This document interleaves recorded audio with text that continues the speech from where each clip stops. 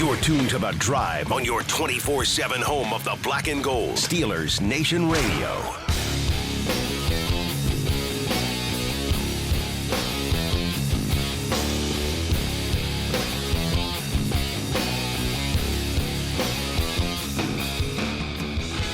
Good afternoon, Steeler Nation. It's The Drive on the Steelers Audio Network. Wes Uhler and Matt Williamson with you here for the next 2 hours on this Wednesday, Matt, where it's a big day for a couple of reasons. Yeah. I mean, one, it's just a Wednesday. Yeah, it's a nice Wednesday. I like a Wednesday. You can start to see the weekend on the horizon and all that cool good with that. stuff. Beautiful day here in Western Pennsylvania. We are going to have some fun in the first hour. A tweet from our buddy Jeff yesterday got us thinking about building the best Steelers all-time lineup of non-Hall of Famers. A little different task. You hear the all-time build your lineup this, and would you do that, and who's your all-time coach, and who's the best Steeler ever? Who's on your Steeler Mount Rushmore? Who's in your top 10? Well, today we're going to do our all-time offense, all-time defense, non-Hall of Fame team. I'm looking forward to that, Matt. Yes. We'll have a bunch of tweets and participation, too. We're going to talk some Jaylen Warren numbers. And unlike a lot of teams, this takes a lot of players off the table. It takes a ton of guys off the table. Okay. We're going to talk some Jaylen Warren stuff, too? And we're going to talk some Jaylen Warren stuff, too. In fact, I think isn't it like 40? Is it like 40-some? Does that sound right? Members of the Steelers are in Canton. Don't quote me on that. I don't know that for sure. But I think it's the third most of any organization overall in the National Football League. And with some of these names coming down the pipeline, the Steelers could even be leapfrogging some others and getting to the top of that list. But we're going to do all that today, Matt. Also, while I think about it. Also, while WVU's in another College World good for Series game, while I'll be slightly distracted here. Boo, Tar Heels, boo. Luckily, we are not going to do head coaches because we wouldn't have anybody to pick from. So I was.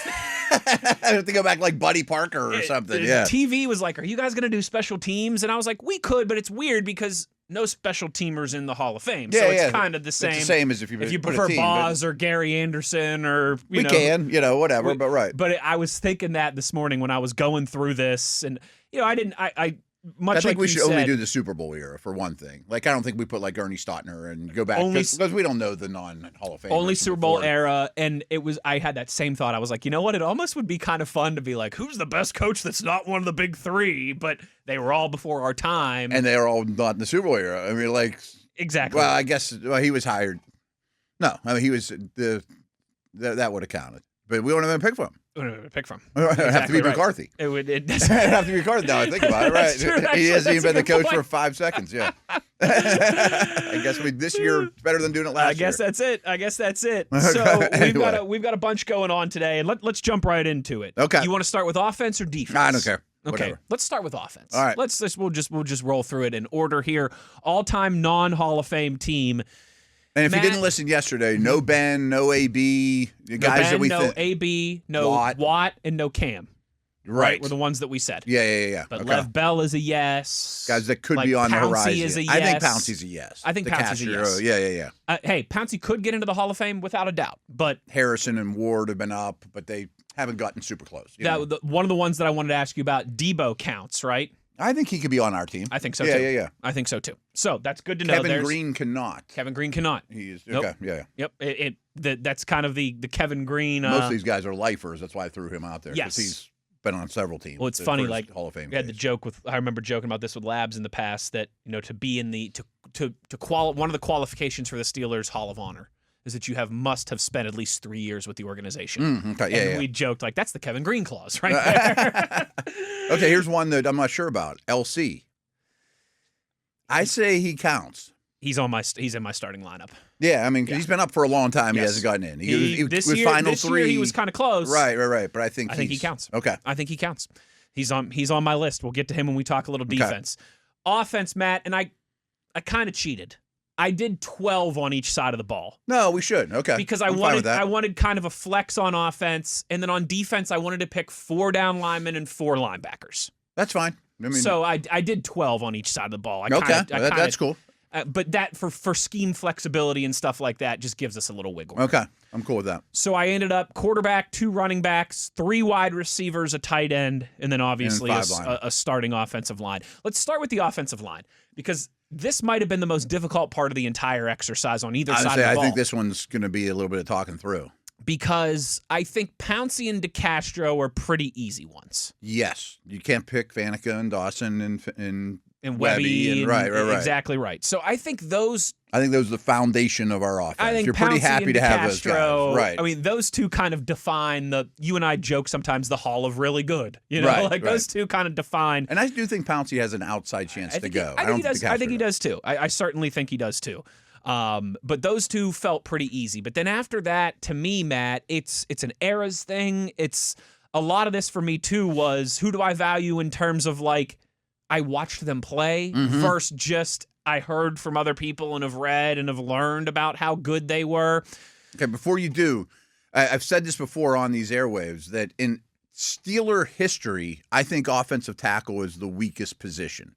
Yes. With all respect to Max and Tunch and our friends, you know. And they'd probably tell you the same thing. I mean, they're not Polamalu, they're not, Alan Faneca and Dermontti Dawson. And I deep down think the reason is because they never pick in the top 6 or 7 or 8. That's where the best tackles in history are almost all top 10 picks, and the Steelers never pick there. Yeah, can be a problem. Right. It can certainly be a problem. So with that, Matt, we got 2 of the 5. We got 2 of the 5. This is where it's like, do I go with the legacy guys? Do I go with the guys that I watched play? I put from left to right, Marvell Smith left tackle, Ramon Foster left guard, Pouncey DeCastro, and then I gave Tunch the slight edge over Marcus Gilbert.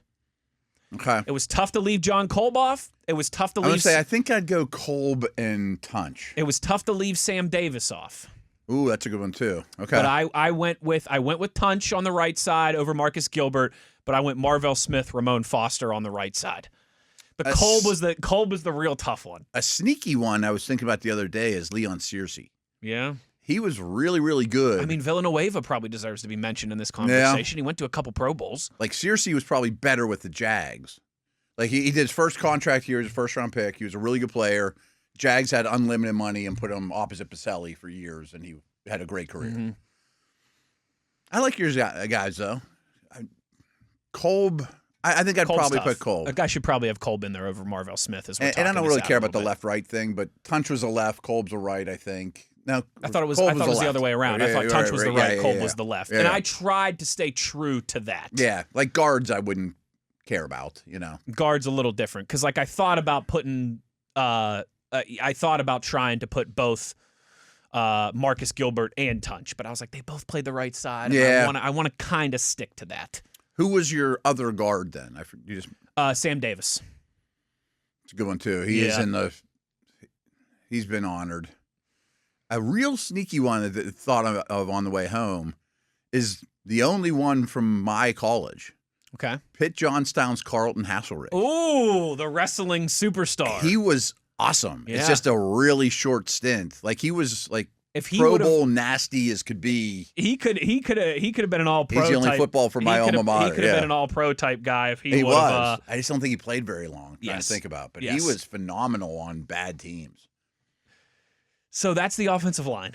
Yeah, I think I put the stamp of approval on that one, and that is hard because that's probably the most debatable. I think it's easy. Now, there's different debate on defense because you're picking between a lot of really good guys, and not that these offensive linemen weren't. All these guys are good, weren't great players. Yeah.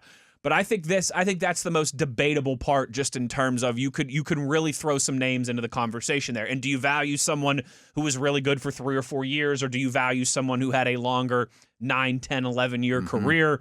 But I'm going to end up. Let's go John Kolb from left to right. Let's go John Kolb, Ramon Foster, Pouncey DeCastro, Tunch. Okay, I might have put Davis over Ramon. Yeah. We both saw a lot more of Ramon. Saw a lot more of Ramon. And Yeah. I like that young modern interior of those three together. Tight end Heath Miller. I think that one's pretty easy. I think that's one of the easiest ones. The best tight end in franchise history. Yeah. Maybe tight end would factor into that, like what you said. If you're listing the positions in Steelers' history of strength to weakness, tight end might be one of the lower ones. But obviously Heath Miller. Again, along the lines of Hall of really good, Heath is probably about as good as you can get without being a Hall of Famer. And this counts a little on the O-line, too, is he doesn't have a Hall of Famer blocking him. So we would put him on the all-time team, period. I kind of found it funny, though. So in my basement, I have a picture of the 1978 team. You know how they like. Sure. They on the and bleachers row one, and on yep, the bleachers. yep, And the old school team photo. And there's the scoreboard with the bulbs. There's a couple bulbs out. Of course. Right. It's great. But Benny Cunningham's on there. And it kind of dawned on me. I'm like, Benny Cunningham was a total freak. First-round pick for his size. Because, like, he's 2 spots away from Randy Grossman. And it looks like Darnell next to Connor Hayward. And then it dawned on me. I'm like, they also had Eric Green. You're a little young for Eric Green, but he was one of the best tight ends in the league for a little while. I mean, he was another enormous tight end for his size. Darnell, Green, Benny were like crazy huge outlier tight ends for their generation. Yeah. That's pretty cool. Eric Green's butt is like this big. Eric Green's butt. Yeah. These guys were Darnell Washington before Darnell Washington. So Heath at tight end. But it's definitely Heath. I think it's definitely Heath. And then, like I said, Three receivers. I think you could go 5. I think you could go 2 and 2 in flex. But I went 2 running backs, 3 wide receivers. Okay. My 3 wide receivers were Hines Ward, Plexico Burress, Santonio Holmes. That one was a little tough. Okay. Thought about a couple other guys that we can get to here in a second. Running backs, I went Lev Bell. But let's stick with receivers. Yeah, let's stick with receivers. Okay. Louis Lips. He was the one. Really good. It was him or Santonio Holmes. Louis Lips was outstanding. He was on bad teams into the league like gangbusters. I mean, he was great right out of the chute. Yes, he was a phenomenal punt returner. My dad always said, and some of the older guys, that Jimmy Smith, no one ever played 3 receivers in the 70s, but he was blocked by Swan and Sauls, would have started for like every team in the league. But he had 2 Hall of Famers, and in the era when there's no Hall of Fame receivers, sure. Like he was, and he had 2 of them. And he had 2 of them blocking him. The Jimmy Smith, that's one of his name I wanted to mention. Louis Lips, 2-time first team All-Pro, 2-time second team All-Pro. He was the offensive rookie of the year in '84. Yeah, he was really good, and they had terrible quarterbacks, bad teams. The other name I thought was Yancey Thigpen.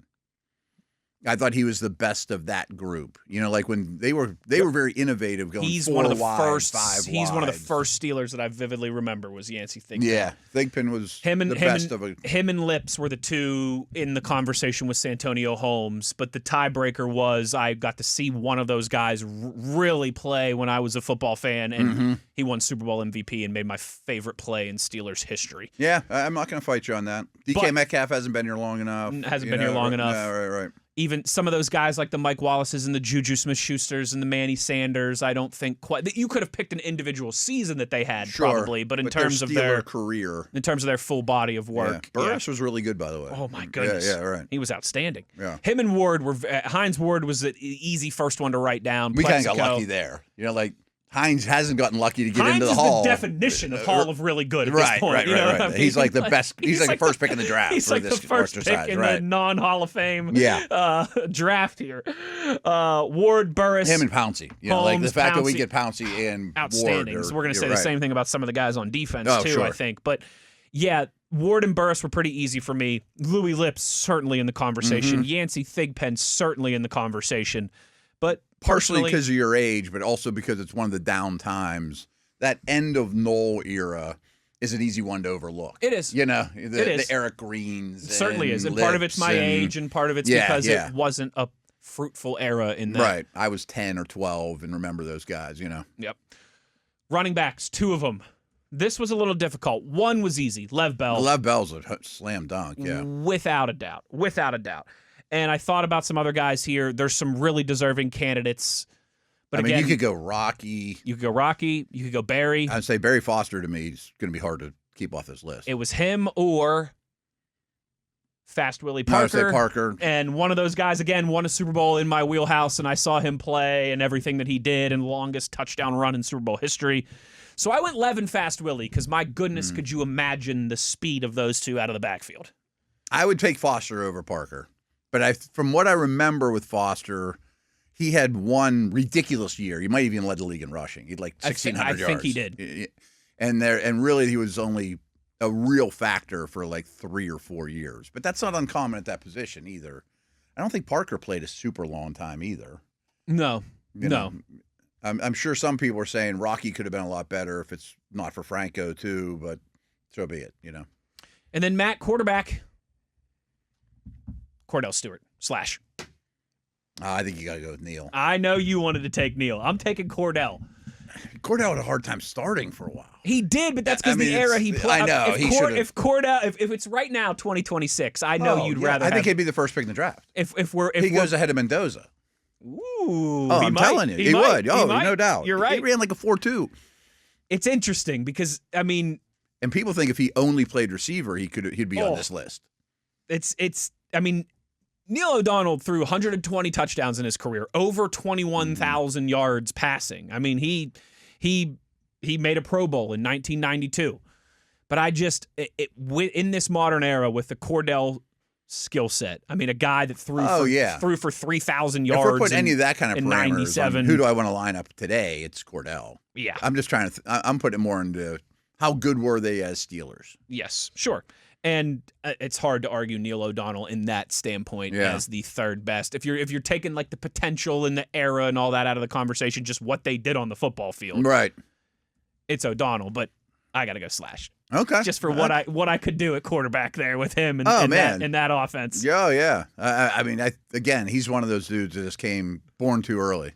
He was born too early. The opposite of Born Too Late. The Clark song. Clarks. So that's the offense we came up with, Matt. I'm very interested, though. It's a good group. It's a good group. I bet the other side's better. But the other side, that's a really good group with probably two guys that have a real stake to be in the Hall of Fame. Yeah. On the defensive side of the ball, there's probably 5 or 6 guys here that would have a legit stake to be in the Hall of Fame. Yeah. And we'll discuss them when we return and continue this exercise. Our Steelers' all-time non-Hall of Fame starting lineup. We'll talk about the defense when we return. Just getting started here on a Wednesday. Uhler and Williamson. It's The Drive, Steelers Nation Radio on the Steelers Audio Network.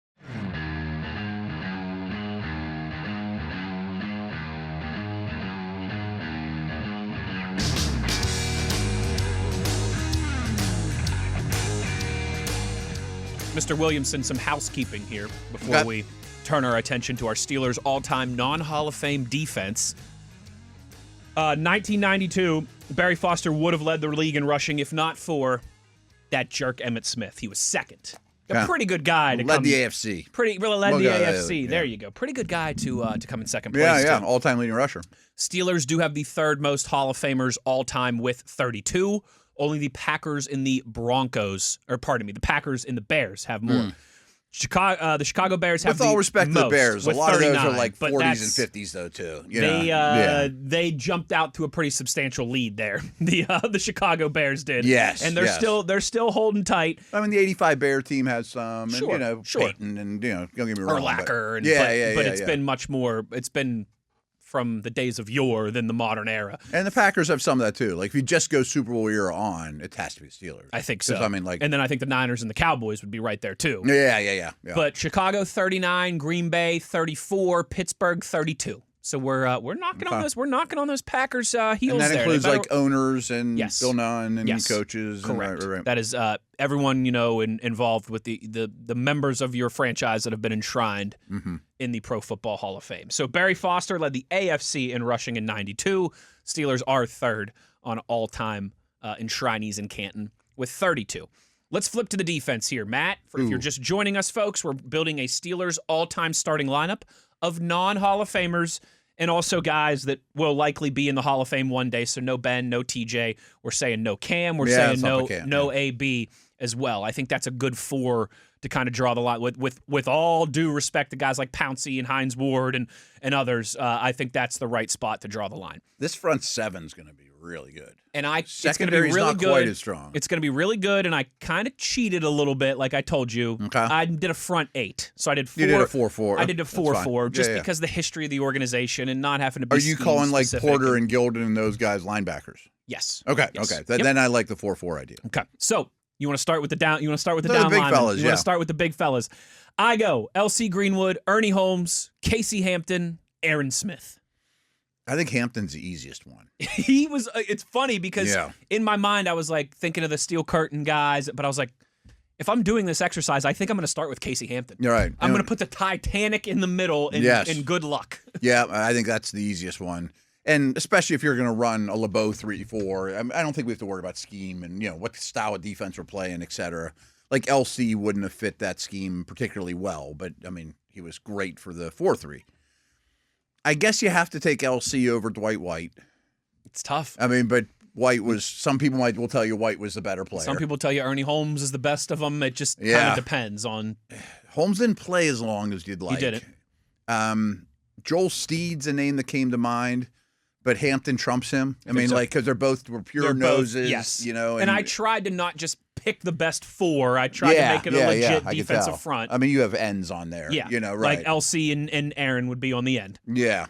I mean, Aaron's not a true 4-3 end, but again, we're not doing scheme, right. But he was really good at what he did. Right. I don't think I can fight you on that. Trying to think of a name or two that we should throw out there. Dwight White should be thrown out there. White's a good one. Yeah. He's not quite in this vein, but I think Brett Kiesel deserves a mention. Yeah, not bad. I mean, Chemo was good for a von little while Oelhoffen here. Probably deserves a mention. Yeah. I'm probably a couple in the 80s I'm missing. But he's not. We're excluding him from this exercise.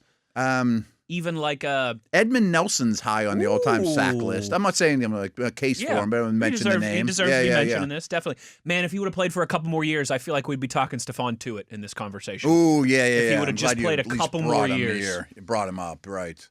Man, he was really scratching the surface. Yeah. And I hope he's doing all right just on a personal level. I know he went through a lot in his life there in a short time. Yeah, I don't think you can put him on there. But you can't. But if he would have played another 2 years, we'd probably be having him in this conversation. Shazier conversation, too. Shazier was an interesting one that, again, I thought about. He's not on my linebackers, but I thought about him, and we'll get there in a minute. But this is something Dale and I brought up several times in the past that it's happened to all teams, and the best example ever is Andrew Luck. I mean, Andrew Luck retired a month. It was he could just be retiring now. Oh, he could still be playing. He might be a Pro Bowler last year. Right. He retired later in the season than today. It'd be if Mahomes retired today. I mean, it was a month before camp. It'd be like if Mahomes or Josh Allen retired. I thought it was after a preseason game, wasn't it? It was. So I think it was. It'd be like if we were. It'd be like if we were in Latrobe. I know it was really late. And in the Lamar process. Jackson retired. And my point is, Kevin Colbert had to deal with.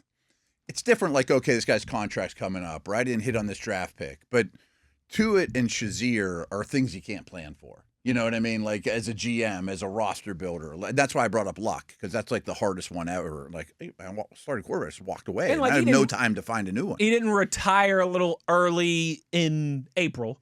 Yeah. He didn't retire a little early at age 33. He was 28, 29. And I got this guy for August. at least 5 more years. Oh, right. Yeah, that's and they've been. You think the Steelers had a revolving door quarterback since? That's an all-timer. Gone through a million of them. Mountaineers are on the board in the bottom of the first. Let's go, baby. Okay. That's a single to score a run. All right, let's go to the second. LC Greenwood, and I kind of went with the 2 best eras. LC and Ernie on one side of the line, Casey Hamp and Aaron Smith on the other. Okay. That's a nasty group. Good luck. It's a good group. Good luck and trying then to they're all very different too. Good luck trying to run the ball on those guys. Linebackers, 4 of them. 2 off ball and 2 edge guys. Yeah, okay, that's how I would do it too. Off ball. This exercise is very difficult. But I went with James Ferrier and Levon Kirkland as my Kirkland would be my first pick. My 2 off ball linebackers. Yeah, Kendrell Bell was really good. Russell would be our oldest guy on here. I thought about Shazier, honestly, just because of how good he was in a limited time. Ferrier has to be over But I think Shazier. Ferrier has to be. He's just so accomplished. Yeah, and so important to the team. Mm-hmm. I think there's definitely been other good ones, but I think those are the names. I think so. Not Patrick. I hope after this year, maybe we're starting to talk about Patrick Queen in this exercise. Yeah, but he's not Levon Kirkland. No, he's not. In terms of Steeler accomplishments, Kirkland and Ferrier, again, tough, but also kind of pretty easy to pay. I think those 2 are just their accomplishments. And when I was a kid, 2 really underrated players were Brian Hinkle and Mike Merriweather. Mike Merriweather's a good one. They traded Merriweather for a first-round pick. I mean, when they had contract disputes with them, it turned into Tom Ricketts, which was not good, but he was that sought after. Do you remember what year that was? I'm guessing 87. Okay. We could look up when Ricketts was drafted, but they had a contract dispute with Merriweather, who was one of the best linebackers in the league, and were able to flip him for a first. So he was that good. Robin Cole was really good. Mm-hmm. I'm trying to think of when I was a kid type dudes. Robin Cole's a good dude. Gotten to talk to him at training camp a couple times. Yeah. That's certainly a rich position in the It is in the lineage of Pittsburgh Steelers lore, without a doubt. So 3-4 outside linebacker types. Correct. This is not easy to narrow down either. It's not. Now, so again, I think one's easy.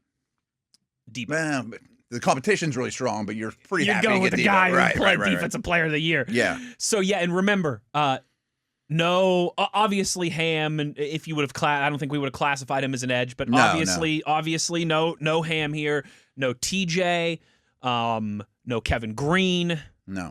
So you're looking at like taking some Porter, names off the Gilden, list. Yes, Woodley. There was one on the tip of my tongue a minute ago. Alex Highsmith should probably be in the conversation. Yeah. At least really mentioned. Good career, right? But the two that I went with were James Harrison and Joey Porter and Peasy. I went with Debo and Peasy. Tough to leave Gilden off. He was the other one. But again, there was a name on the top of my list. Greg Lloyd. Greg Lloyd was another. Greg tough Lloyd one. was a force. Tough one to leave off. But I went with Debo. I think is a pretty easy one. I think you have. You're thrilled to take player him. of the year. Right. These are all good players. And he's another Hall of really good is Debo. Yeah. He has a Hall of Fame case at least. Yes. Yes. Peasy, just a couple brilliant seasons and a Super Bowl. Again, I'm showing my age a little bit. I think I'd take Lloyd. That's fine. I mean, Lloyd and Green I'm were showing nasty, my age by shading towards the 21st century guys. Yep. And I know Lloyd was. Timmons was a name we should have thrown out there, and Chad Brown. Timmons and Chad Brown were off the ball guys. Deserve a also shout. Could come down and play the edge. Yep. They were a little bit of both. Chad Brown had some versatility to his game. Yeah. This one's hard. There's probably 7 or 8 different linebacker combinations that you could come up with, and I wouldn't call you crazy. Mm-hmm. This one's hard. Yeah. But I'm going Kirkland and Ferrier on the interior. I'm going Debo and Peasy on the outside. Good luck. Yeah, that's quite good. And then in the secondary, Matt, 2 corners, 2 safeties. Fine. I went with Joe Hayden and Ike Taylor as my 2 corners, and I went with Minka and Carnell Lake as my safeties. Let me spitball some corners. Corners were tough. Yeah, it's not a phenomenal group. Dwayne Woodruff was really good. Dwayne Woodruff deserves a mention.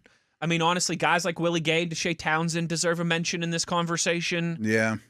This is another position almost like tackle that the best ones are really high picks, and the Steelers don't pick high. They did once with Woodson. Once with Rod. That's about it. Right. They threw some like late firsts at the Artie Burnses of the world and Chad Scotts and guys like that. And I honestly thought about Joey Porter Jr. for this exercise, but it's still a little early. But in another year or two, we could be having him in this. He might be in this. He's on that path. Yeah. I mean, yeah. Okay. Who are the safeties again? Minka and Carnell Lake. Yes. Carnell Lake in a modern defense would be. I think Lake's like right there with Kirkland. I think he's one of the more underrated players in Steelers history. Yes. Like, it's amazing if you did a top 50 list how low he would be because he's so good. Versus where he would be on other teams' lists. I mean, he could fill in at linebacker and corner. And he to me is a lesser Dermontti Dawson in the conversation. Yeah. Just how... Like, you're really happy to have that. How unique he was as a player for his time. And the fact that in this Steelers era, if you're not a Super Bowl champion, you don't quite get put on the same pedestal. Yeah, right. He's not as transcendent as Dermontti Dawson was, but he's kind of cut from that same cloth of, I think he was way ahead of his time, and I think he is still very underrated in the grand scheme of things. I think he's one of the more underrated stars in Steeler history, yeah. Him and Minka together as a safety tandem, what you could ridiculous. do with those two is ridiculous. And the fact that they'd both be backups on the all-time team is ridiculous. Ridiculous. You know, right. Who, I mean, you know...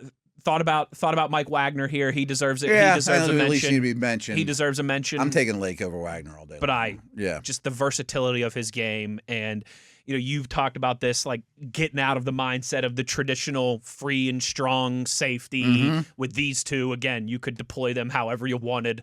Carnell Lake has some like Kyle Hamilton traits. Yes, I mean, like he could come up and be a big slot. He would be one of these Eamon Worries, one of these. His son does that to a lesser degree, right now. Yes, not quite to the same level that he did, obviously, but I mean, he filled in a corner when Woodson's knee was ripped up, and they went to the Super Bowl, and he could come in and play in the box like a linebacker. Yes, and everything in between. There's a couple of those. He's one of those versatile pieces. Like Faneca played a little bit of left tackle. tackle. Lake played a little bit of corner. You know, like that happened here and there. And that when you can do that, you're pretty stinking good. Darren Perry was a good safety. He was He was a takeaway guy. So what I did, Matt, was last night, without really thinking. Mm-hmm. I mean, I just kind of sat, like you said, like a little bourbon. Yeah. I wasn't drinking bourbon. I had a beer, but little beverage, and I was just kind of just spitball this all. And then and then kind of go back and really think about it. And when I was doing, for pretty much all this, the only time I ever used Google or anything for a reference point was with a couple of the offensive linemen and in the secondary. I'd make sure I'm not forgetting somebody, And some of those names were ones that popped up. Perry popped up a few times on some Google searches, like when I just typed in best safeties in Steelers history. Yeah. You know what I mean? He was on a lot of lists. But I think that's the 12 because we're kind of cheating on defense. LC and Ernie, Casey and Aaron on the front, 4 linebackers / edge guys. Kirkland Farrier with Peasy and Debo on the edge. Hayden, Ike, Minka, and Lake in the secondary. Pretty strong team. That defense is. Whew, that's a 20-0 team. That's a 20-0. That's a 20-0 team. Yeah. We wouldn't get it. They'd give us like 16-4 or something if we put it on there. But that's a if that well done. is your. I don't have much quibbles with it. If that's kind of like your B team in franchise history, that's what I mean, right? That's pretty good. Like some of those dudes would be your starter if we did this for everybody's allowed. Heath. Yeah, Heath would absolutely. I think Lev Bell would at least be in the conversation with Franco. Probably go to Franco, but you're right. Yeah. Do you value the longevity in the full career or just what they were at their absolute peak? DeCastro would be your starting right guard. If you had to have a true nose, it would be Hampton. If you had to have a true nose, it would be Hamp. You could absolutely make an argument for LC and Ernie and Aaron Smith being involved in that too. Guys like Farrier and Kirkland and Debo, you could make an argument for. Minka, you could make an argument for. If you cared about scheme and you were running, I have to run a 3-4, Aaron Smith might be in the mix. Hampton would be a nose. Sure. But if I have to run a 4-3 old school, LC's in the mix. LC, exactly right. I mean, he's a true 4-3 end. So that was fun. Thanks to Jeff yesterday for the idea on that exercise. I'm taking Boz over Gary Anderson, by the way. Me too. And I don't want any punters. You don't want any punters? What about Boz as your punter, too? We saw him do it one time, and he hit a beauty. I don't think they've ever had a good punter. Like a good punter. You're talking like all-pro cat, like... Yeah. I mean, like a weapon. Like a weapon. Yeah, right. Like, they drafted Sepulveda. Give me Todd Sauerbrunn out there. They paid money to Johnston. Didn't get anything out of either one of those guys, Sepulveda really. was a big name. Right. They used a 4th-round pick on a punter. Yeah. And then what's his name from Georgia Tech a couple years ago was Harvin. Presley Harvin was the award winner. Way too inconsistent. And back in the old days, they didn't have punters. Kick returner. Santonio Holmes. Already got him on the roster. My punt returner's Rod. Or Lip. He was unbelievable. Yeah, good call. Lips was really good too, but Rod was AB was great. AB was awesome. Rod and AB almost got to be, and Lips did too. They got to be too good to be great punt returners. Great, yes. I mean, that happens to great punt returners. It sure does. We'll throw Dion out there when we need him, or AB when we need him, but you're not out there for every snap. No. Right. No. We'll close down this first hour with some final thoughts. When we return, you know where to get at us. We know you've got thoughts on your starting lineup, what you liked about ours, what you didn't like about ours. You know where to get at us if you want to get involved. Uhler, Williamson, it's The Drive, Steelers Nation Radio on the Steelers Audio Network.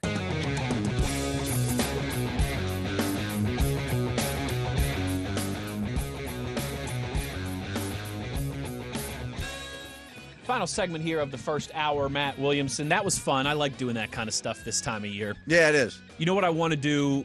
Either one of the last couple days this week, if not, definitely next week. Bridgeburner tweeted last night, or actually this morning, and said, pitching my dog days of summer idea for you. Compare position by position the talent of last year's Raiders defense versus this year's Steelers defense. Maybe you could include some statistical predictions. I really think Patrick Graham is going to improve the defense. That would be a good meaty segment for you guys. What do you think? I like that. That's great. We'll do that this week actually. I did something similar to that on a different podcast after the Graham hiring, and the short of it is Max Crosby's like the only dude that would play a lot of snaps. Yes. I mean, it's really that bad. It's a thin group. It was not the most talented unit that we've ever seen. No. That's for sure. And that is a good one, Bridgeburner. We will definitely do that here sooner rather than later. I did want to get to, because Matt, I mean, again, it's awesome. It's a good problem to have, champagne problems, but we have got so many tweets and YouTube comments every day that we can't get to them. Maybe in this thin content couple weeks here, we'll close down each hour with some participation. That's fine, yeah. Instead of and just we had two beefy segments. We did have two beefy segments. So it's funny. We did a little fantasy football talk yesterday, and we got a bunch of tweets and YouTube comments about fantasy football. RJ said, "How many fantasy segments are you guys planning on doing? I know it's not for everyone, but I really enjoy it." Eli says, "I love the show. It's fantasy season. Please do more fantasy." And Gary said this and agreed with him. And we got a bunch of fantasy football comments. This is a good one from Brooklyn. Brooklyn, PSL. Is that Brooklyn Pumpkin Spice Latte? Brooklyn PSL says, "So I suck at fantasy football. I'm the girl who can't separate loving the Steelers versus making good fantasy football choices. By the end of the season, definitely hurt you lately. By the end of the season, too much of my team is black and gold, and that is in the Killer Bee era. That might have been a good you're thing. Right. That's not a great way to win your league recently." Brooklyn says, "I do enjoy your guys' fantasy football content because I also learn about the other teams and players. Like Matt says, it isn't just good for fantasy purposes. I would love to hear if you could list your top 3 choices for each position. In my league, there's only 8 of us, and we play for bragging rights. I could always use some help. Thanks, Brooklyn in South Florida." Man, that's a good place to be there, Brooklyn. I'd have to think about it a little bit. Top 3 each position is. We will do that. We'll get into all that kind of stuff. At some point before draft season, we'll do Matt's top 10s. Mm-hmm. But give me some early thoughts at the big positions. The big hitters. Everyone has either Gibbs, Bijan, or Bijan Gibbs as the top 2 running backs. I mean, I think I'd probably pick Bijan over Gibbs at this point, just bigger. The offense probably isn't quite as good. I don't know who my third would be, though. I have to think about this a little bit. Taylor would certainly be in the mix. McCaffrey would be in the mix, was a massive scorer last year, but he also had such a workload, and he's getting up in age. He scares me a little bit from that regard. James Cook would be high on the list. Ooh, yeah. Achan, if we're talking about, PPR. Mm-hmm. He's going to catch a lot of passes. Yeah. I would maybe go Cook at this point. Yeah. I mean, Henry's, always going to be a producer, but he just doesn't catch anything. What's your thoughts on Ashton Genty heading into this season? I was going to mention Love and Genty, just as super talented, bad teams. I think I'm you a little get Genty scared about Love off of having a year like Genty had, where it's not even really his fault. He just has nothing around him. Although Arizona's offensive line should be much better than Vegas's was a year ago. Yeah, and the whole situation should be better than that. I think Genty, you might be able to get somewhat of a discount because I think some of the things that hurt him are going to get better. The offensive line should be better. Yeah, just the coaching in general, usage. Chase, to me, is definitely wide receiver 1. Well, I think he's wide receiver 1, but there's a pretty clear 3 from what I've seen, is Smith-Njigba and Puka. That those 3 are really hard to argue against. Jefferson, maybe, but there's a little bit of quarterback questions, and he's gone a little bit backwards. CeeDee Lamb. Those top 3 are. But those top 3 are massive producers lately. Yeah, absolutely. QB, Allen. We did it yesterday. We did the tiers Allen conversation. And Lamar were the Allen and top 2. Lamar, and then Allen's Burrow clearly one. Burrow at 3, I think it was on that tiers list that we went to. But May Drake May's was right in the conversation. I still think that's a little high for Jane Daniels is a little not top 3. I think Lamar must be clearly 2 the more I think about it, having that conversation. Especially if he's back to healthy this year. Yeah. I guess May is a good case, especially with A.J. Brown, too. He's going to run more than Burrow. We'll do top 10 at every position before we get to August. That I promise. Tight ends are actually quite good. Yeah. I mean, it's better than most people think. I mean, Bowers would still be my 1, but McBride was a monster last year. Unbelievable year. He's a monster. Those 2 are as good, like 1-2 is, yeah. Maybe not Gronk and Kelsey, but just about everybody else that we've seen in recent history. Yeah. I would probably go Loveland 3, but Kraft and Warren are both really strong too. I mean, especially with Pittman not being an Indy, Warren's going to get a lot of targets. A ton. Yeah. A ton. And we saw Kraft live, what he can do. I mean, he's a great player. Evan says, "Hey guys, happy off season. Segment idea for Yins that I would enjoy: a fantasy football draft prep workshop from Matt. For example, what are different team building strategies? What team or player stats are important that we should be looking at? And where's the value ahead of the draft? It would be great to get the insights." I feel like that's something that we can do too. I'm sure. Yeah. But yeah. Folks, again, I promise. I'll have a list, and it's fantasy season basically just opened, just started. Yes. Yeah, Between now and the time we get to Latrobe. Yeah, so that's about fantasy the season. next 5 weeks. Mm-hmm. There'll be a lot more of that kind of stuff. stuff. That happened way too fast. I just said that out loud. About the next 5 weeks. And you said that, I was like, that's not much time. Good Lord. I promise you we will do. It's only like 25 shows. We'll do like a fantasy football special show where you can lay out some team building strategies. Mm-hmm. You can lay out, we'll do top 10 at every position. We can talk PPR versus non-PPR. I promise you folks, we will do more fantasy football stuff here as we get closer and closer. And not to mention too, when we're in Latrobe, the drive probably will go to 3 hours. It always has. Yes. So there'll probably be a segment or two in there Every because that's when day you guys we'll will be do gearing up for your fantasy drafts. football. And Yep. this time of year too, I start to really hit the fantasy sites, and you can find a lot of really deep analytic cuts too. Yards per route run and stuff like that too. That's really useful. There's not a lot of other content out there right now. There is not.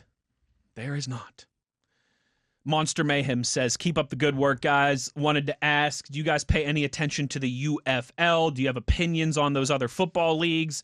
And if you have paid attention at all, are there any players that might interest you from those leagues? I don't pay any attention. I don't know any players. I'm similar. I know I think it's the quarterback for the DC team that has been getting a lot of I think he won like league MVP, and a lot of people have been talking about him getting an NFL shot. Matt, I like the idea of these type of football leagues. I definitely like the idea of it. I just don't spend a ton of time.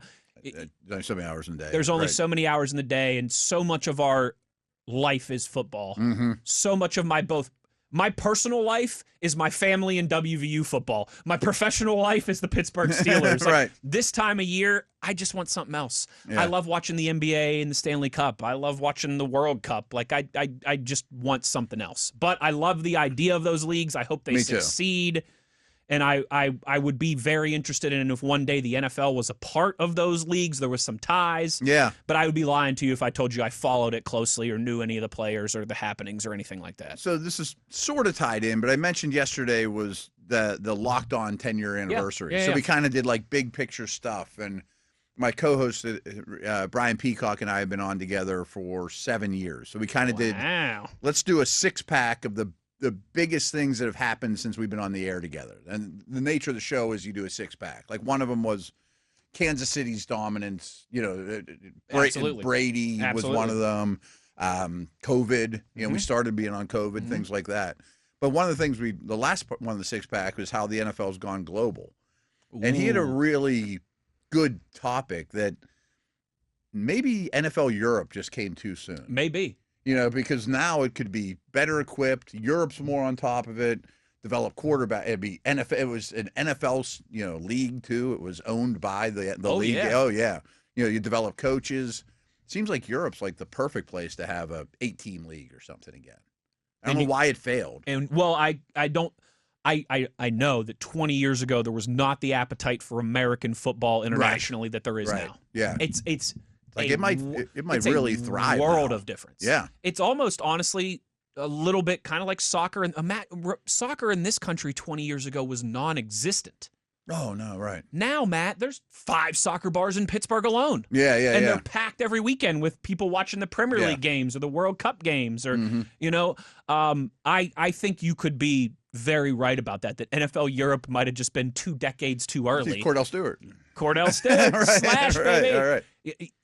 A developmental league like that for players, for they coaches. Could probably figure out ways that why did it screw up? Let's not make those mistakes again. For referees. Yeah, but like the German team or whatever, they might be really into their players. Yeah. Right. Especially if you keep bringing the Crash Davises back every year. Especially if you could keep doing you also have the Julius Welschoffs of the world right now. Oh, yeah. You know what I mean? Like you could actually have a couple local. Yes, it would be mostly guys that are American that played high-level college football and all that stuff. Sure. But you would also now you want the level to be as high as possible. Absolutely. Too. Right. But you would also now have local guys that would end up in those things too. And that's a good call by you. And I wonder if there's been any conversations. Yeah, right.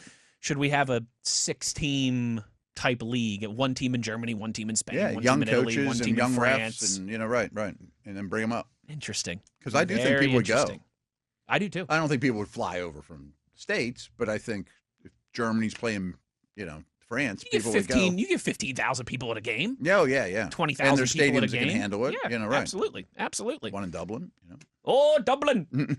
Hour in the books. Another hour to go. Let's talk a little Jaylen Warren in hour number 2. Uhler, Williamson, it's The Drive. Halfway home. Steelers Nation Radio on the Steelers Audio Network.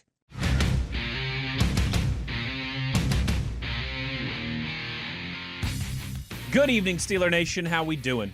Well, that's good. Us too. Hour number 2 of The Drive here on this Wednesday. Wes Uhler and Matt Williamson on your 24/7 home of the black and the gold. Matt, our buddy Tyler V, Mr. TV, of course, intrepid video producer of this program, he sent me an email last week with the title of the email in all caps. That's how you know. That's how you know he means business. Ideas for the show, segments for the next weeks. Okay. With 8 different ideas. Look at that guy. How about this guy? And, like some of them are pretty simple. Rank the best coaches ever is one of them. Your top 10 coaches of all time. Your top 10 teams not to win a Super Bowl. Build your AFC North all-time team. We're definitely doing that. Yeah, that's going to be crazy. That's going to be fun. There's something on the supplemental draft here that I'm sure we'll get to at some point as we get closer and closer to Brendan Sorsby. I've done more and more Sorsby homework, too. You were texting me and TV last night about Sorsby a little bit. Yeah. I think I would give up a pretty significant pick. Second? I think a second. Not a first. I don't think.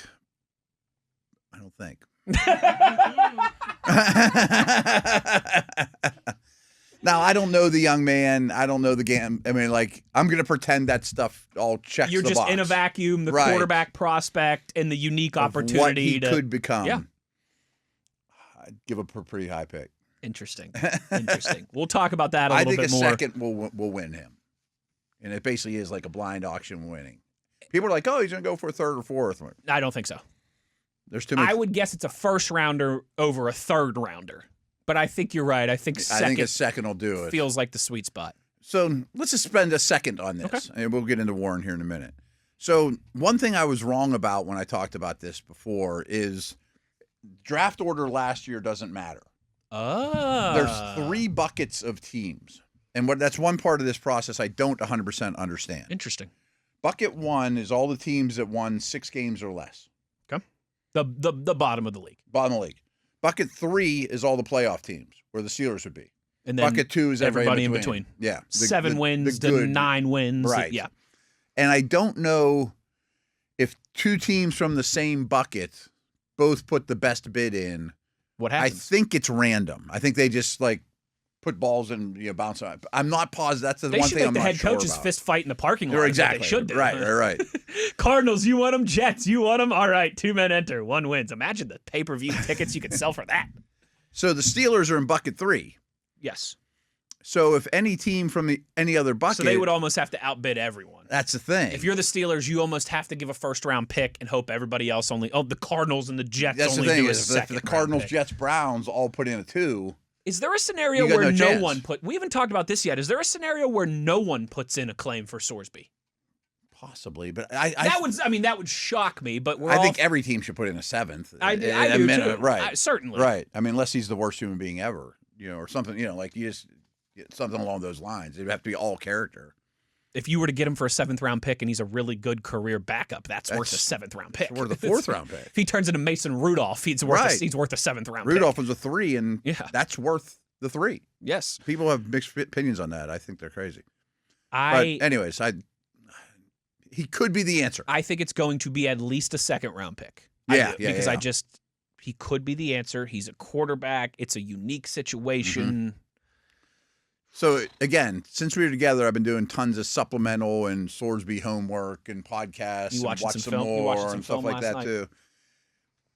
This is the crazy. I just want to make sure we talk about this. This is one of the craziest things in NFL history that no one knows about or ever brings up. Do you know who Steve Walsh is? He was a quarterback at the U with Jimmy Johnson. Okay. So, Jimmy Johnson gets hired. They have the first pick in the draft. They take Troy Aikman. Okay. He was the best prospect. It was an awesome draft. Oh, by the way, that's Barry. It's Dion. I mean, that was a great draft class. Derek Thomas. But anyway, Mandarich was considered an awesome prospect, but that's not what we're talking about here. They get the first pick in the draft. They take Troy Aikman. Steve Walsh gets in trouble or something happens to him, he decides, I'm going into the supplemental draft, which was more common back then. It was early, what was 88, I think, is when Aikman was drafted, or something like that. What do the Cowboys do? They put the biggest bid in for Walsh, despite drafting Aikman. Yeah. Like 3 weeks before. Yeah. That would be like if the Raiders put the biggest bid in for Sorsby today after taking a guy first overall. After taking Mendoza first overall. Not only did they put the biggest bid in. First rounder. It was a first rounder, and it ended up being the first pick in the draft because they were so bad under Aikman's rookie year. They only won one game. That's hilarious. It's unbelievable. So you surrendered the first overall pick. For Walsh, who never made it, and no one thinks twice about it because they got a Hall of Fame quarterback out of it. They trade Herschel Walker and get a buttload of first-round picks, and no one thinks twice about it. But that's one of the craziest things in NFL history that no one ever talks about. If you did that now, you would get absolutely ethered. Right. It's exactly the same as if the Raiders put a first-round bid in for Sorsby and won, and were the worst team in the league this year and end up giving up the first-round pick, first overall pick. The Dallas Cowboys surprised when they selected Walsh with the second overall pick, first round. And remember, Jimmy coached them at the U. Coached them at the U in the 89 NFL Supplemental Draft, even though they had selected Troy Aikman with the number 1 pick in the 89 NFL Draft. Jimmy coached Aikman at Oklahoma State. The Cowboys had to surrender. Before he transferred to UCLA. They had to surrender their 1990 first-round NFL Draft pick, which turned out to be the number 1 overall selection. That's so nuts. Walsh started 5 games. And it didn't hurt him one bit. He started 5 games. It didn't hurt, clearly. They went on to win multiple Super Bowls in that era. Walsh actually started 5 games as a rookie after Aikman there was a quarterback battle. Broke his finger. It'd be like if Sorsby was really good. It was, Sorsby versus Mendoza. He recorded Dallas's only win that season, a 13-3 victory over the Washington Redskins. Isn't that nuts, though? That's hilarious. Yeah. It's first Head overall coach pick Jimmy Johnson reportedly favored Walsh to Aikman, but Walsh could not move out of Aikman's shadow and was eventually traded to the Saints 3 games into the 1990 season. I think he had to go. For a first, a second, and a third-round draft pick. Well, that made up for it. Okay, I didn't know that part. Just a little bit there. Wow. And then they used Herschel. They used those picks to draft Eric Williams, Leonard Russell, and Patrick Rowe. Okay. Eric Williams was a great lineman. Not bad. Then they made the Walker deal, which was like the biggest trade in NFL history, too. And got a ton of first-round picks. Matt, that's good lore today. Isn't that on the crazy? show. Yeah. I didn't know. That's nuts. That is nuts. That'd be like the Raiders coming away with It's exactly Sorsby. the same. And then they were the worst team in the league, and you forfeit the first overall pick. That's wild. That's good history. And it's not like there. anybody gets that pick. It just vanishes. I think there'd be 31 picks. Whoever picks second doesn't go to anyone else. But yeah. Right. But technically picks second still, but there's no first overall. They weren't the worst team in the league. It's like what happened when the Steelers got Joey Porter 32nd overall, but that was still technically the second round. Yeah. It's just one less pick in the draft. Which does kind of surprise me. I would think that they would do it the other way, but hey, who knows? Who cares? The number one thing, though, Matt, to get back to where we started on Tyler's list, was Jaylen Warren conversation and breakdown. Okay. And TV attaches Jaylen Warren since entering the NFL in 2022, so since he came to the league, this having a certain amount of carries and all those things. 56 amongst 56 qualified running backs. His 4.7 yards per carry ranks 9th. His 3.3 yards after contact ranks 10th. Yeah. His 27.8% tackles avoided per carry ranks 1st. And his 8.8% explosive rush rate ranks 14th. Those are pretty good numbers there. Out of 59 qualifying running backs. 56. Out of 56 since entering the league in 2022. Okay, so let's address the last one real quick. He's not considered an explosive runner in terms of – we always talk about explosives on here. He's not going to hit 80-yarders. He's not Barry Sanders. He's not Chris Johnson. He's not ridiculously fast. But if explosives – sometimes people call him 10, sometimes they call him 12+. He's got a lot. He's a chunk runner without question. Unless I missed it, I don't think anything in the receiving game is mentioned in that pile. No, it's not. But, man, he puts his hand in the pile there, too. He's top 5 in a lot of categories in the receiving game. He's very McCaffrey, Kamara in terms of all his advanced numbers like these in the receiving game. And I know this because he's one of my favorite Matt Stats guys. Every season when you get deep into the year And you rank him against every back in the league in these key categories. He's like top 5 all the time, every year, in both a runner and receiver. And this goes back 2 or 3 years. I very much contend that he might be the most underrated Steeler on the team, or since he's been on the team. I think that is a very good call by you. He almost never misses time. I mean, he missed one game last year. Right. He's great in protection. He really doesn't have any weaknesses. He really doesn't. He might not have a part of his game that you point to and you go that's elite, like Jerome's size or Parker's speed, or Lev's start-stop. But you don't look at any part of his game and go, "Ooh, that's a weakness." Oh, you can't have him on the field in that situation. No. He can't do that. He's limited there. He can run the ball, he can catch the ball, he can pass protect. I mean, he truly has all 3 of those clubs. He kind of did the Najee stuff last year, even though they wanted him to be more of the third down guy. Yes. I mean, so I think he's extremely valuable and one of maybe the most underrated running back in football right now. And just a knack for moving the chains, too. Last year, he had 52 runs that went for first downs, Matt, and he had 13 receptions that resulted in. So that's 65 times he touched the ball. It resulted in a first down. Yeah, I mean, that's what you're looking for. 958 yards in total on the ground for 6 touchdowns, 333 yards through the air for 2 touchdowns. He the past 2 years, Matt, in 24, he averaged 8.2 yards per reception. Last year, he averaged 8.3 yards per reception. That to me is different than if he's averaging 4.5 or 5.5 yards per reception and a clear just dump off and gets tackled. But I mean, and there is some of that without a doubt, obviously. Oh, yeah. But the way that he's able to be to average that 40, much in the receiving game without being a downfield threat is impressive. It's a lot of broken tackles. It's a lot of making people miss. You're right. I think he's one of the best finds outside, in NFL in Steeler history. And for fantasy football purposes, he's made himself, I think, relevant there now. Yeah. It's going to be interesting to see what it obviously looks like with Rico. Yeah. With Rico, but man, I don't know how you can't be excited about Jaylen Warren. What could be for him really kind of his ultimate prime here now. Is he's 27 years old as a running back. That's kind of, he's about right in there. With a better offensive line, with a offense that is schematically, I think we're all very excited to see how it plays out. Yeah, he deserves, I think, a lot more credit in football circles than he gets. Yeah, and again, it's one of the reasons I'm so into analytics and Matt stats and all these type of things too, because if you just look, the numbers you said there are quite good. In terms of receiving yards, receptions, touchdowns, rushing yards per carry. But when you really start looking at things like yards after first contact and yards per route run and breaking it down into smaller denominators, he's amongst the best in the league. Mm-hmm. And I don't think he's the best back in the league. I'm not saying that. No. I'm just saying that he does not get the recognition that his value truly is. I think it's well said. And I think we've had a beat on that here in Pittsburgh for a while. Yeah. But I think now it's impossible to deny. I think also just across the league, people are starting to. I think anyone who plays against him respects his game a great deal. He plays the right way too. Exactly he plays right. Hard. And we've done a lot of the conversations. We've done a lot of the conversations along the lines of defensively with Patrick Graham. Who do you expect to benefit the most from that? Who do you expect to improve the most? We've talked a lot about a guy like Patrick Queen and what this year could look like for him. I think if we were having that conversation on offense, Jaylen Warren's got to be the guy. And not that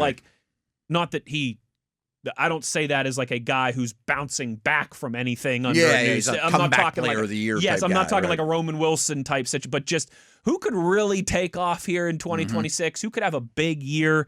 I think he's primed to have statistically the best season of his career. I'm sure it's still out there, but Dale did a real deep dive article on Warren and his background and his parents and growing up and all those type of things for Steelers.com. I mean, so it's probably still out there. It's a couple years old.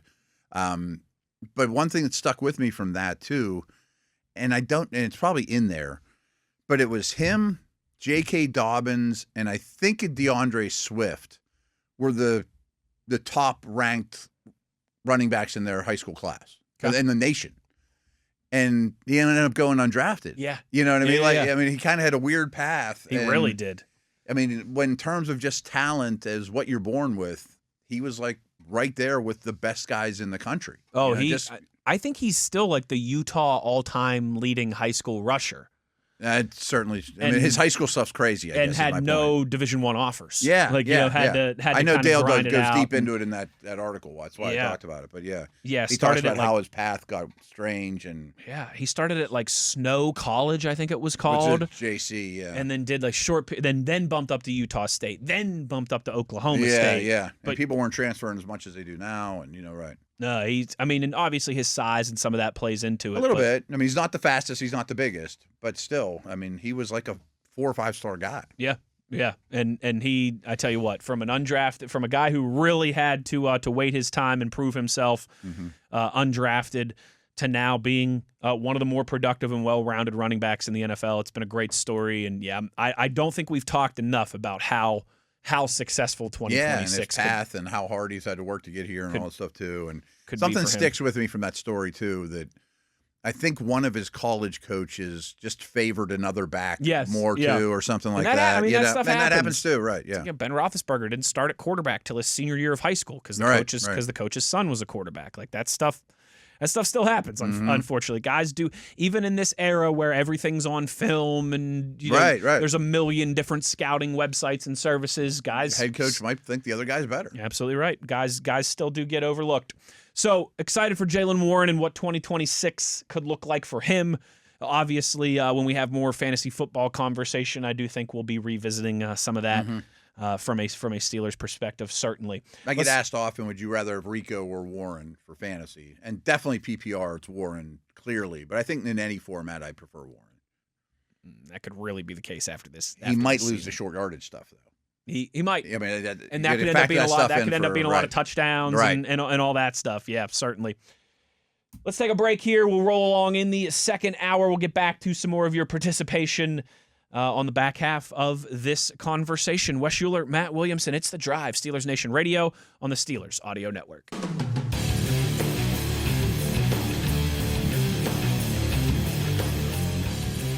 Rolling along here, it is our penultimate segment on this Wednesday. Hour number 2, segment 2. We are going to get to more of your questions, comments, concerns, and reactions as we roll along here on this Wednesday. But Matt, little Would You Rather Wednesday for you here. Okay. From the desk of Mr. Video. Oh. Ooh. You dog. And then I got a little best of the West for you at the end of this segment. But this was an interesting one from TV and his kind of segments and off-season content topics. He said a conversation about would you rather not have an elite quarterback but an elite defense, or would you rather have the elite quarterback or a defense that's a liability? That's an interesting question. It is an interesting question. Because I think the last 2 years and the last two Super Bowl champions really shape this. How you that's currently where feel my about mind this. was going too. I think for so long it would have easily been just give me the elite quarterback and I'll figure out everything else. And I still probably lean that way. Like if I can have Mahomes for a long stretch, I'm going to be competitive a long time. I wonder, is it easier to find? You don't need 11, but you really need 15 contributors, but maybe you need 8 big-time players on defense or the one quarterback. The unicorn-type quarterback. Right. Yeah, I mean, I'm sure the hit rate on D tackles and DNs are much better, obviously, than quarterbacks, of course. So. That's a tough one. So I did a long exercise, actually. You mentioned the Super Bowl champs. After the Eagles won theirs, not knowing that Seattle was kind of going to do the same thing. And at that point, I thought it was pretty clear that Mahomes was the best quarterback in the league. And what I did was it was like this time of year. So let's rewind 1 year, 2 years. No, be like a year ago. It'd be like a year ago. Yeah. The Eagles were the champs, and they had a great roster. And I'm not a big Jalen Hurts fan. So I said, how many quarterbacks in the league, if we took Hurts out of the equation and put them in, make the Eagles very much in the Super Bowl conversation? Whether they end up being the winner or not, we'd never know. But they would not be, they wouldn't go backwards. Yes. They'd be in the hunt still. And I came up with like 20 names. I think that's fair, or was fair this time a year ago. And it's probably sort of true for Seattle right now. I mean, could I come up with 20 names that would have kept them pretty competitive? I don't know about 20. You definitely a handful. Yeah. 20 is probably a little too much. So the flip side, though. But definitely a lengthier list. What I did also was, okay, how many teams currently constructed, if I took their quarterback out of the equation and put Mahomes in, might be as good as the Eagles, and would be a true Super Bowl contender. That's the way I think you have to think through that thought process. And I thought for sure I would come up with one side's way stronger than the other. That was also about 20. Okay. I mean, like the Steelers a year ago with Mahomes was the best team in the league. Oh, a lot of this TJ and Cam era. A lot of this hits home. Yeah, sure. Yes, sure. You know, like the Bengals, it doesn't change. You know, much. like 19 to like 22 there. Yeah. The Steelers and the Chiefs are going toe to toe for the AFC every year. Well, not the Chiefs because they wouldn't have Mahomes. Right.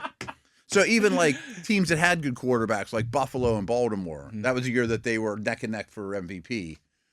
Well, they were Super Bowl contenders. So if I put Mahomes in, they still were a Super Bowl contender. So I counted them. I mean, but there was a couple really junko teams that I thought, he can't elevate them even like to the playoffs. Sure. I mean, they were the worst teams in the league. Sure. You know, the Raiders or whatever. You know, Jets and Cardinals. Yeah, like Josh Allen on the Raiders last year. They win more games. They win a couple more games, but they're still not going to the playoffs even. Right. Or if I put Brissett on that Eagles team, he's fine, but they're not going to win the Super Bowl. No, they'll probably go to the playoffs. They'll go to the playoffs still and might win a playoff game or something. Right. Yeah. And that included, obviously, the offensive supporting cast. You know, TV's question is just the D. So if you compare quarterback versus the rest of the team, and that's only 1 year. I mean, you'd have to do this over a long stretch. And if they're equal, then I guess if I'm going to take the offensive supporting cast out of the equation, I want the quarterback. I think that makes sense. Yeah. No. I mean, I don't think you go too wrong with – I'm going to start Josh Allen, you know. I think the Steelers – the best local parallel for me to this is the 2019 season. Okay. The Steelers had the best defense in football in 2019. Yeah. They went 8-8. Yeah. With Mason and Duck. Yeah. I mean, but they probably had like the 32nd best quarterback play. They had the 32nd best quarterback play. Yeah. And the number one defensive play, and they went 8-8. And I would have loved to seen, if we could rewind, what if we put Aaron Rodgers on that team? This version, like the 20th best quarterback on the planet. Winning a playoff game. I would think. If you put Aaron Rodgers from last year on the 2019 Steelers, you swap him in. Yeah. You swap him in for Duck or Mason. They make noise in the playoffs. They win the division and they make some noise in the playoffs. Yeah. They might even win it all, but they definitely win the division and make some noise in the playoffs. So last year that team won 8 games with Duck. Duck's not a football player. Right? And they're winning 11 or 12 easily with Aaron Rodgers. He should be a high school coach. Yeah. I mean that's no. I mean, I'll kick this coverage. Great for him, and it was a great story, and it was a lot of fun when they were winning and doing it. But so, like last year in the NFL, I think the Browns, but especially the Vikings, probably had the worst quarterback in the play. It's not just one guy, but I mean they had Wentz and Brosmer and McCarthy. The Browns are a bad football team anyway. But I keep talking about the Vikes, like if they had Sam Darnold last year, and say if you throw Kyler on that team, which is exactly what they did. And Kyler's quarterback 17 this year. They might go to the playoffs. The year before, they won 15 games. Right. And then they go to the worst quarterback play in the whole league and still were third place in the best division in the league. And now I throw Kyler on that team. Just don't stink. You know, like don't be Duck-like in terms of your quarterback play. And I don't think. And then Steelers defense, to your point, in 19 is way better than the Vikings defense now, or supporting cast. You know. I think that if you wanted to make that, would you rather have the elite quarterback or the elite defense? If you're talking about like for a Super Bowl, I think you could make a real case for the defense. Yeah. But if you're talking over the course of a year, just what you would rather have as a team, it has to be elite quarterback. We'll do another magical thing there. You know, an expansion team pops up in Wichita, Kansas, and they hire Omar Khan to be the president of the organization and build your team. And we say you can have the best defense in the league. You can have Seattle's or Houston's or whoever you want, or you can have Josh Allen. I think they all take Josh Allen. I think they do. Yeah. I'll build the D. I'll build the defense. Yeah, no, right. And it's easier to get an average defense than it is average quarterback play. Yeah, give me 5 years. I'll build the D. Josh Allen will be throwing good players. I'm going to have some early picks. It's going to be tough early on. I can build you a B+ defense a lot easier than I can build you an A+ quarterback. A Hall of Fame quarterback. Yeah, exactly. Yeah. I think so. I think you so too. But if it's for one game, it's a very interesting Or even one debate. season. Or even one season. Right. 'Cause look what Seattle and Philly like just Houston did. got pretty far last year, and Stroud was a double agent in this. Perfect example, right? The Broncos too. I mean, Bo Nix struggled, and then in the postseason and down the stretch a little bit. Right. And They got really far. They really could have been far. a Super Bowl team with not much more bounces. Even Seattle, who won it all, like if you look at like DVOA or EPA, they were like 16th on offense. Yeah. And Darnold was probably a league average starter, which is a compliment. But there's easily 10 guys better. There's easily 10 guys worse. Yeah. I mean, he's a good player. Interesting. Yeah, it's a good would you rather from TV. Yeah. On this if I'm Wednesday. team building though, give me Josh Allen. Quarterback. Yeah. Absolutely. Matt, before we go to break here, real quick for you, a quick best of the West. All right. In the spirit of, I had this conversation with my wife this week. The most underrated dad moments. Wow. Ahead of Father's Day. Okay, because Father's Day obviously this weekend, so timely here. Not best dad moments, not anything like that. 3 very underrated moments as a father. You ready for this? See, all yours are going to be for young people, though. It's not going to be like when you're. Well, I guess you're a son as well. Yeah. But yours isn't going to be like when your son gets home and when you crack a cold one at 1 a.m. That's a pretty good one. That's a pretty good one. Fun thing to do. That's a pretty good one. Like I'm thinking about going to bed and dad and your son hands you a High Life and it's like, well, that's a pretty good one. That's a pretty good one. All right. Well, from my 35-year-old perspective, I don't think your daughters are doing that quite yet. Although again, though, I wouldn't say that that's an underrated dad moment. I'd say that's a great dad. These are I see what you're saying. I'm trying to fly under the radar here a little bit with 3 for you. Like you'll get the gist. Number 3 is not cutting the grass. Having somebody else do it for you. Oh, I disagree. That's what. I like cutting the grass, but the only thing better than cutting the grass is not cutting the grass is having somebody else do the work for you. See, I disagree. See, because like I do have my son who is very capable and he's a 6'5", 19-year-old. Yeah, wouldn't you rather when it's 80 degrees out there, like, hey, you cut the grass, I'm going to pour a glass and sit here in the air conditioning. And I do make him do it sometimes, but not as much as you'd think. No, not much, but just every once in a while, not cutting the grass is a very underrated dad I used to work moment. out way more than I do now. I'm really bad about it now. But I like getting the sweat going, and I've always been the mower. I'm with you. Of all the stuff around the house, like I'll pay somebody to do everything except for landscaping and cutting the grass because I can do it very well myself. It's a good workout. I'm not going to electrocute myself or I'm not going to put a hole in the ceiling. Oh, yeah. Any fix-it stuff, I'll just make it worse. But that every once in a while, when someone else does the work for you, when they cut the grass for you, it's a very underrated dad moment. I wouldn't want it every week. I hope this isn't on your list because I don't want to ruin it for you. But, like, here's one. Remember when we had this much snow this summer? Oh, man. Like, and I have a snowblower, but somebody does it for you. My neighbor had a plow, and I went outside, and he was empty. I'm like, oh, that's the best. That's awesome. I mean, that's pretty cool. Great dad moment. I'm like, I'm gonna be, even with the snowblower, I'm gonna be out here forever. It's up to my waist. Underrated. And he just knocked it out in like 4 seconds with a plow. Right? Like, see you, Matt. Oh, baby. Underrated dad moment, not doing the work, not cutting the grass, not shoveling the driveway, having someone else do it for you. That's number 3. Number 2, Matt, that feeling when you get to the first day of vacation and you open up the fridge and it's stocked full of food and booze. That dad moment of that grocery store run on the first day of vacation. You open up at the beach house or the lake house or the whatever, and there's cold cuts, and there's beers, and there's meat, and there's snacks, and there's limes and oranges and all the accoutrements that you need. Number 2, fully stocked fridge and freezer with food and beverages on the first day of vacation. Very and you're underrated. Not in your home. It's not your fridge. Very underrated dad. And you're like, this is going to be a good week. Look at all this food. Look at all these drinks. It's day 1. Everything's stocked up. Let's have some fun. Underrated dad moment right Strong one, yeah. And then number 1, locking up the house while the family sleeps at the end of a great day. Wow, aren't you sentimental? I'm getting a little sentimental for you, but I've had that one happen a few times lately. Kids are in bed, wife's asleep. I'm always pretty much the last one up, yeah. I think that's a dad thing, is kind of being the last one up. Yeah. that last sweep of like, all right, all the doors are locked, the garage is closed, fridge is shut, everyone's in bed. Let's turn the lights off and shut it down. It's been a good day. I did my job as a dad. At the end of a great day. Okay. Locking up the house and closing everything down while the family sleeps.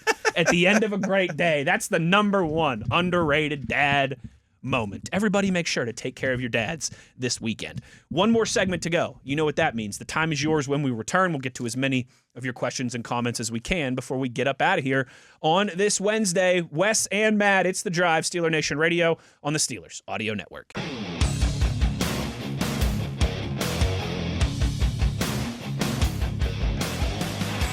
Final segment here on this Wednesday of The Drive. We're going to get to your comments, your questions, your concerns, your reactions via Twitter, the X Twitter, and our Steelers Drive YouTube page, YouTube show every single day if you want to get involved.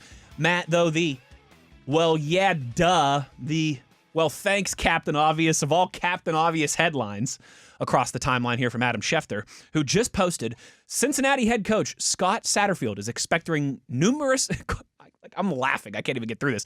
Cincinnati head coach Scott Satterfield is expecting numerous calls from multiple NFL teams inquiring about his former quarterback, Brendan Sorsby. You think? Schefter's great, but why even type that? Why even?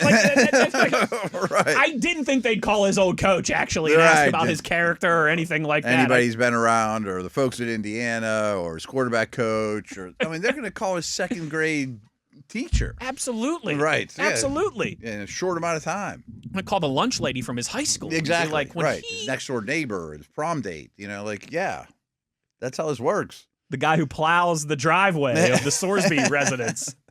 I mean, I've told the story many times, but the background checks are not like a background check you get to work at PNC Bank or whatever. I mean, when we were at the Browns, one of the dudes that ran next to President Bush's car was our background check guy. That's hilarious. That's so funny. Yeah. Oh, Matt, let's get to some of these questions here before we get up out of here. Lou says, say the Steelers end up, whether it's Aller, whether it's Howard, whether it's somebody else, the next young quarterback. Okay. Where do they have to be for you to consider not extending them at the end of their contract? So, for instance, Lou says, say one of them ends up being about the 20th best starting quarterback in the NFL. Would you extend? Let's just simplify and say Aller's a starter next year. And how good does he have to be 2 years from after his first starting season to say I'm locking him up? Because I've had these conversations a lot. I think Sando's quarterback tiers are a real good barometer of this, and he basically breaks them down into 5 tiers. And I always say this. Like he said, what if he's a tier 3 Sando guy? Right. So if you're a tier 1 guy, and most years there's 4 or 5 players, and we know who that is. That's Allen, that's Mahomes. Here's a checkbook, John. Write whatever you want on it, and I'm going to give it to you. Mahomes, you won $500 million. Cool. Great, because I can't get those anywhere else, and they're gold. If you're tier 2, it's pretty similar to me. I mean, that's usually the next 6 to 8, depending on the era. You're pretty darn happy if he turns. Good. I mean, that's Dak Prescott. That's you know what I mean. Yeah. That's what Trevor Lawrence is now turning into. Without getting the unicorn, that's about as good as you can get. A good coach should be able to win a lot of games and maybe championships with that player. And I'm very happy to have him. If at that time you're a 4 or 5, no. Yeah, I mean it's no. Pickett never got to that point. No. The 3s are hard. Because if it's a lifetime Kirk Cousins, I don't want to live in that world. Matt Schaub, I don't want to be in quarterback purgatory. But if it's like a Lawrence, who probably was 3-3-3, and now he's starting to turn into a strong 2, and it's maybe of a late bloomer, then I'm signing, But Tua was a 3 that they gave a pretty big contract to, and it's didn't work out great. Yeah. And Kirk Cousins was a 3 who got a lot of big contracts. He's made more money than anybody, any quarterback ever, give or take. I think other than Stafford, right? I think Stafford's the only one ahead of him. Yeah, maybe Stafford and Brady, but But that's a good way of breaking it down. And there's different cases for all. Sure. You know, I mean, if someone Because, like, if it's someone right now like a C.J. Stroud, I think you're more willing to take a risk. Yeah. I would say he played like a Tier 3 guy, but at Yes. least I've seen a lot of Tier 2 moments, a whole Tier 2 season. If Stroud's a perfect example because his contract is up. He's an easy one. You pick up the 5th-year option because it gives me another year and it's pretty cost controlled. Buy your time a It's little bit. not an insane bonus I had to give him either. And if he plays like the 12th best quarterback this year, I think I extend him. If it's a 16th, it's maybe you're really thinking about tough it. conversation. Yeah, Maybe you're thinking about it a little because that's bit. where mistakes are made. Like that Tua one is a big mistake. Yes. Oh, huge. Yeah, I mean, and they're it's still just- they're there's still so paying much dead for it. money and right. Troy says, have you guys ever had Del Taco out west? I can honestly say that Taco Bell doesn't hold a candle in comparison. Also, have you seen the movie A Fish Called Wanda? I love A Fish Called Wanda. Never seen it. Oh, it's Is it good? hilarious. It's very Holy Grail-esque. It's those guys. Oh, yeah. Okay. Yeah. That'd be up. So it's a comedy. Oh, it's a comedy. Fish It's a Called- very. Okay. Oh yeah. I'm gonna put it. Troy, thank you. I'm gonna put it on the list here. You'll know 4 or 5 people in it. Okay. Jamie Lee Curtis. Oh, nice. Yeah. I mean, Yeah. it's very famous. Worth a watch. English comedian humor that's hilarious. I like the British English humor. Yeah. So It's great. I'm on it. I'm gonna put it on the list. I know nothing about that taco. I have place, had Del Taco. It's fantastic. Okay. It's bougie. It's bougie Taco Bell. Oh, okay. I mean, it's still like Sounds fast wonderful. food. It's still fast. Do you remember I went when we were in Phoenix? I went the one day for lunch. Oh, did you? There was one like half a mile from our hotel Okay. I walked to for lunch. Yeah. For lunch We one did day. a lot of Mexican there. Really good. So it's a chain though. It's a chain, but it's a regional But chain. it's- It's like and it's Culver, nicer, like though. Culver's. Yeah, you know what I yeah, mean? yeah. Like it's only in certain parts of the country. But and it's higher quality. Than It's Taco almost Bell. kind of like a Chipotle or Moe's, almost Oh, kind okay. of, but it's more tacos than burritos. But it's the same. You kind of go in. There's like assembly line style. They have a bunch of set ones, you know. But it's real. It's I really mean, you good. can't go too wrong with that. Owners' meetings are in Phoenix again, right? Isn't it in Phoenix 2 years in a row? I feel like I remember them think telling us that's that because like true. the place in Orlando is being remodeled Yeah, or renovated or They something. always go every other, but I think I there's feel like they some told us it was going to be back to back in Phoenix. So what are we talking We'll about? go. Let's go to 10 Del. months from now. Let's we'll go to be Del there. Taco Yeah, in yeah. March. Yeah, let's go. Put it on your calendar for Yep. March. Schedule it right now. Eclectic Genius says, "How might have history panned out if the Steelers drafted Tom Brady instead of T. Martin in 2000?" A little bit differently. Again, this is kind of like butterfly effect stuff. Who knows if Tom Brady turns into Tom Brady? I mean, Belichick was really torn. Do I play Bledsoe or Brady in the Super Bowl? Yeah, Bledsoe was Bledsoe great. was really, really good in first overall pick. And if he doesn't pick Brady, I don't know that Brady turns into Brady in New England. And I definitely think there's been many 6th, 7th undrafted quarterbacks that just never got the opportunity because there's only so many reps to go around. Sure. But if Brady would have gotten an opportunity and turned into the player he was in Pittsburgh, they would have 10 Lombardis, 11 I was Lombardis, gonna 12 say that, Lombardis. there's 10 of them probably in the Yeah. South Side right now. Probably, yeah. Talking double digits, folks. I mean, get 20 years out of the guy. Yeah, good Lord. You won 2 Super Bowls in the Brady era. Right. I Now, mean, there's so many imagine weird. if you had- wouldn't have drafted No, Ben. sure, I mean, sure. there's so many things that don't happen. But right. Put Tom Brady on that. Put 2019 Tom Brady with that defense. Whew. Joe says, question about the 2 young quarterbacks. You know, they've been surrounded and a lot of attention paid to them by the coaching staff during OTAs and minicamp. Now that they're going to be away from the facility over the next few weeks, do you expect them to see a large kind of growth? You know, do you expect, should we expect substantial growth the next few weeks while they're away, spending this time working out, working on all the things that they've gone over with the staff during OTAs for when they arrive in training camp? I get young quarterbacks. Yeah. Do you expect them here in this time period, these 6 weeks, 7 weeks between OTAs and camp, to make noticeable, substantial growth? Yes, but not something we would notice as well. You know, I don't think a very educated fan or a very educated analyst would know. But I think Mike McCarthy would know. I think the quarterback coach would know.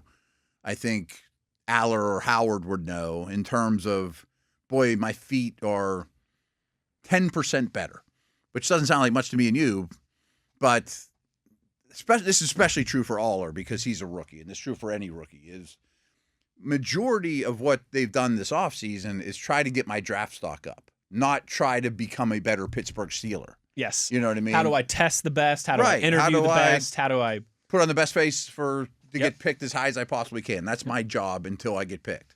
Now my job is to become the best Steeler I possibly could be, and this is what McCarthy wants me to do in order to get there. Now I have a blueprint, and I'm going to do it.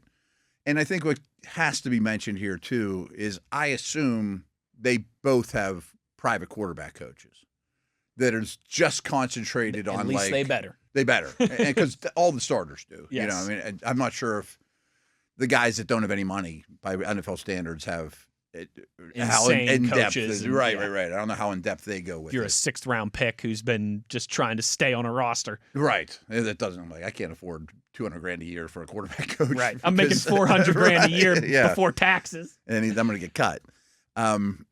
Because where I'm going with this, too, is a lot of those guys are such biomechanic experts that they know. You've talked about that with Josh Allen and how he kind of turned his mechanics they know around. Drew's body, exactly. That, boy, you're putting too much stress on your left knee. You got to lighten up just a little. So we're going to do this band exercise.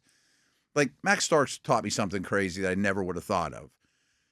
When he switched between right and left tackle. Mm-hmm. And he said if you stay at one tackle very long, your outside leg, think about when you're kick sliding. Sure. Develops much different musculature than your inside leg. The muscles become much longer. If you're watching on YouTube, I'm getting into my stance here. Right. You gotta get the leg out there. That first kick is a really long where the inside leg is just my post. That's there, really good. That's first round combine. Take me to a different conversation. First round combine material right there, baby. Where that inside leg has to be thick, has to be strong. So that totally makes sense. It totally makes sense. Absolutely. He's like my thigh on my inside leg. If I would stay at left tackle for 12 years, because you're deploying your legs differently. Yes, it's not just a regular It's stance. not a long you gotta move. It's a power inside step. So there's things like that. That you developed, and those. Along the line, this is another thing, and you just were a perfect example of this. Kick sliding is like the most unnatural thing in the whole league. Oh, it's insane. And anyone that tries to do it that's not good at, I urge everyone to try to just do what Wes did, and most of you will look better than that. No, that's not true at all. Most of you will fall flat on your face. But even just get in an offensive tackle stance in the middle of your living room right now, it's brutal. And then kick slide at 1/10 speed that you should. It's tough. With your butt sank and your knees bent and not bending at the waist and all your cleats in the ground, it's freaking impossible. Meet me at the beach, all right? We're past setting out in the sand, people, all right? I tell you what, for a guy that the most I weighed in my life was, I don't know, probably 1.9. And there wasn't a different lifetime, Matt, where it was pizza and beer 24/7 for young Wesley, that I weighed about $190. All right. You show me some of those pictures. I'm about 160 now, maybe 158-ish, 159, 160. I don't think there's many sub 200-pound guys that can pass set like me. I'm just saying.